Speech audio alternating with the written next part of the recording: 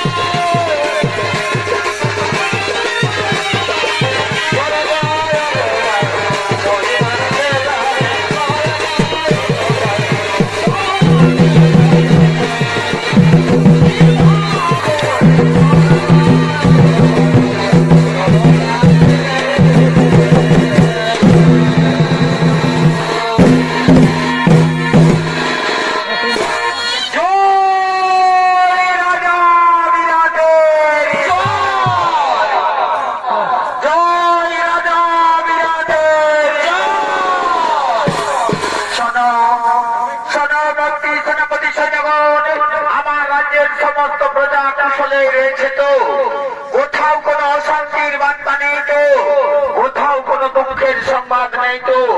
না না মহারাজ, এত সমস্ত রাজ্য পরিভ্রমণ করে এসেছি মহারাজ। আমাদের রাজ্যের সমস্ত প্রজা আনন্দে রয়েছে মহারাজ। আমাদের রাজ্যের সমস্ত প্রজা কুশলে রয়েছে মহারাজ। কোথাও কোনো দুঃখের সংবাদ নেই মহারাজ, কোথাও কোনো দুঃখের সংবাদ নেই।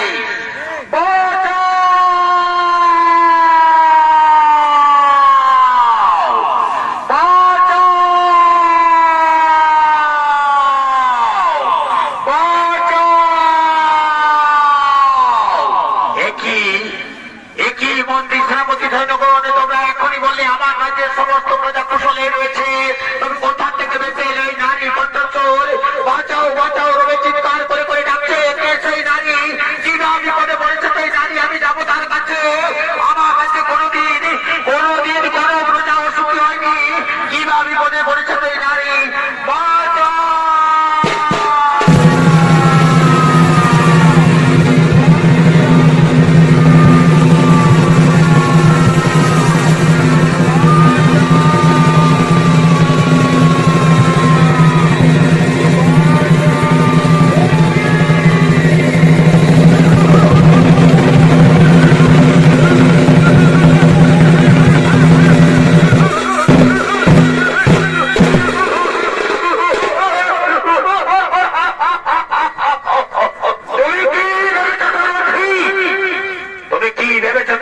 রাজসভায় পালিয়ে এলে তোমাকে কেউ রক্ষা করবে?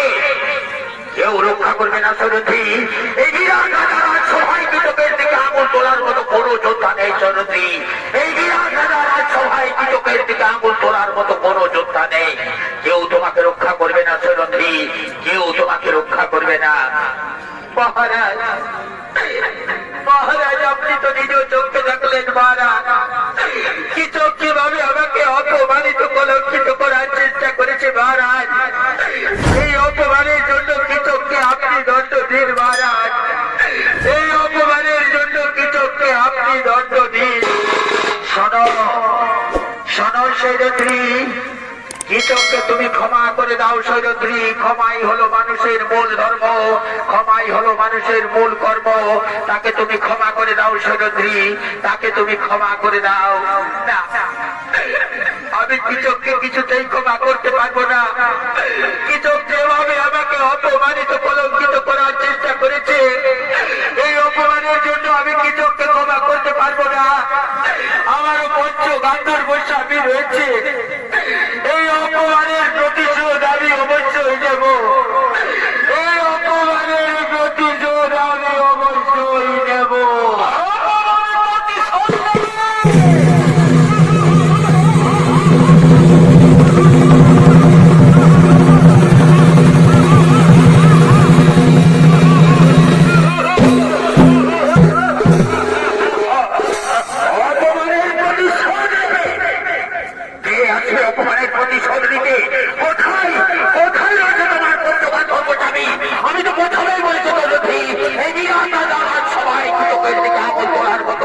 কোন যোদ্ধা নেই সরথি।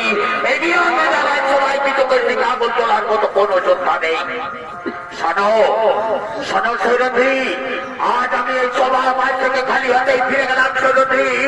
আমার মনে যখন ধরেছে তখন এক না একদিন আমি তোমাকে নিশ্চয়ই আপন করে পাবো সৈরন্ধ্রী। এক না একদিন আমি তোমাকে নিশ্চয়ই আপন করে পাবো। কথাটা যেন মনে থাকে সৈরন্ধ্রী, কথাটা যেন মনে থাকে। আজ আমি এই সভা মাঠ থেকে খালি হাতেই ফিরে গেলাম সৈরন্ধ্রী, কথাটা যেন মনে থাকে। মহারাজ, এখনো কি আপনি চুপ করে থাকবেন মহারাজ? এত অপমানের পরেও কি আপনি চুপ করে থাকবেন? প্রজা হলো রাজার কাছে পুত্র সত্য। প্রজার সুখে দুঃখে বিপদে আপদে রাজার সাহায্যের হাত বাড়িয়ে দেয়। আমিও আপনার রাজ্যের একজন প্রজার মতো। আমার এই অপমানের জন্য আপনি কি কীচককে দণ্ড দেবেন না মহারাজ?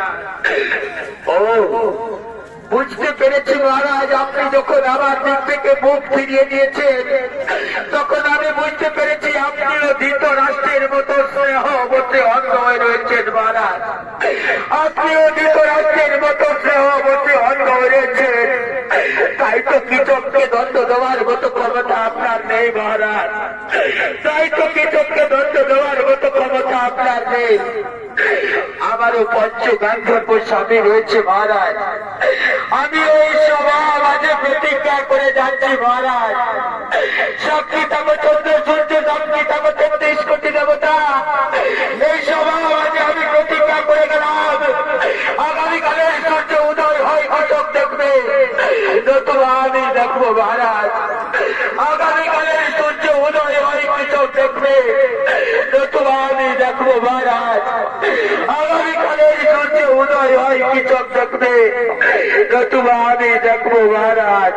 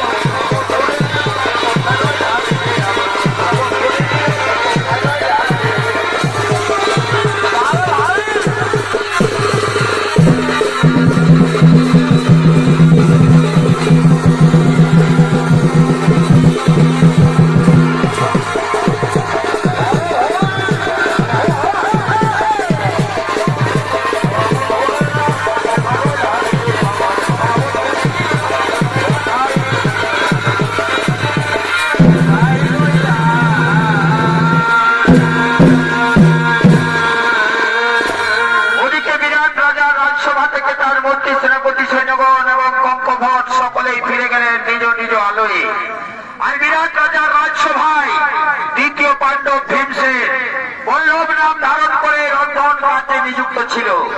সেই ভীমসেন